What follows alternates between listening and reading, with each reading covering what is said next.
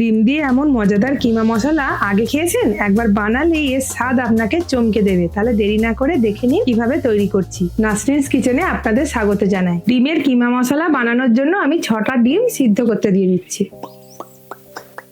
ডিমগুলো সিদ্ধ হয়ে গেছে, এবার আমি ঠান্ডা করে এক এক করে খোসাগুলো ছাড়িয়ে নেব।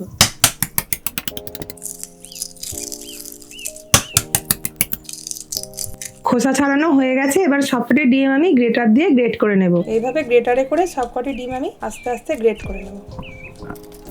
ডিমগুলি সব গ্রেট করা হয়ে গেছে, এবার আমি গ্যাস ওভেনে কড়াই বসিয়ে দিয়েছি এবং 3 চামচ মতো সানফ্লাওয়ার অয়েল আমি দিয়ে দিলাম। এবার 1 চামচ মতো গোটা জিরে ফোড়ন দিয়ে দিচ্ছি। জিরে বাদামি কালার হয়ে এসেছে, এবার আমি 4টে কাঁচা লঙ্কা কুচি দিয়ে দিলাম। লঙ্কাগুলো ভাজা ভাজা হয়ে গেছে, এবার 3টি বড় সাইজের পেঁয়াজ কুচিয়ে রেখেছিলাম, এবার পেঁয়াজগুলো দিয়ে দিলাম। পেঁয়াজগুলো একটু ব্রাউন করে ভেজে নিতে হবে, কাঁচা গন্ধ না যাওয়া অবধি একটু নাড়াচাড়া করব।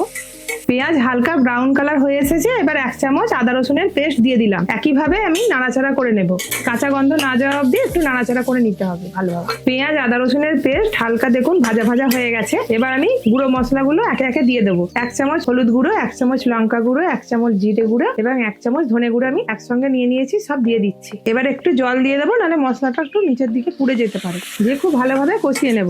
মশলা দিয়ে তেল ছাড়তে শুরু করেছে, এবার আমি 2টো কুচিয়ে রাখা টমেটো দিয়ে দিচ্ছি।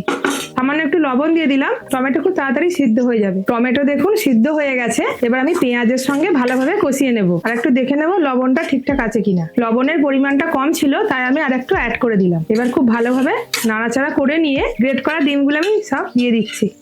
এবার মশলার সঙ্গে খুব ভালো করে নাড়াচাড়া করে নেব। গ্রেট করা ডিম মশলার সঙ্গে খুব ভালোভাবে মেশানো হয়ে গেছে, এবার আমি উপর থেকে ধনেপাতা কুচি আর একটু আদা কুচি দিয়ে দিচ্ছি। এবার একটু নাড়াচাড়া করে জল দিয়ে দেবো। এবার আমি জল দিয়ে দিচ্ছি পরিমাণ মতো। এবার ঢাকনা চাপা দিয়ে 2 মিনিট মতো রান্না হতে দিচ্ছি। রান্না প্রায় রেডি। এবার এই রান্নার যে মূল উপকরণ একটা ফোড়ন দিতে হবে, সেটা আমি দিয়ে দিচ্ছি। গ্যাস ওভেনে আমি একটি প্যান বসিয়ে দিলাম। এবার 2 চামচ মতো বাটার আমি দিয়ে দিচ্ছি। বাটারটা ভালো করে গলিয়ে নিচ্ছি। এবার 1 চামচ কাশ্মীরি লঙ্কা গুঁড়ো দিয়ে দেবো এবং 1 চামচ গোলমরিচ গুঁড়ো দিয়ে দিচ্ছি আর সামান্য একটু চিনি দিয়ে দিলাম। এবার আমি এগুলো সবকিছু এক কিমা মশলার মধ্যে দিয়ে দেবো। এবার এই ফোড়নটা আমি এক কিমা মশলার মধ্যে দিয়ে দিলাম। দেখুন কালারটা পুরো চেঞ্জ হয়ে গেল।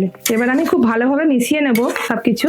একদম শেষে আমি একটুখানি ধনেপাতা উপর থেকে ছড়িয়ে দিয়ে রান্নাটা কমপ্লিট করলাম এবং ঢাকনা চাপা দিয়ে দিলাম। এইভাবে ডিম কিমা মশলা বাড়িতেই বানিয়ে দেখবেন, খুবই টেস্টি হয় এবং মাছ মাংসকে হার মানায় এই রান্না। আপনারা অবশ্যই ট্রাই করবেন বাড়িতে। আমার রেসিপি যদি ভালো লেগে থাকে তাহলে লাইক আর কমেন্ট দিয়ে আমার চ্যানেলটিকে সাবস্ক্রাইব করতে পারে। দেখা হচ্ছে নেক্সট ভিডিওতে। ধন্যবাদ।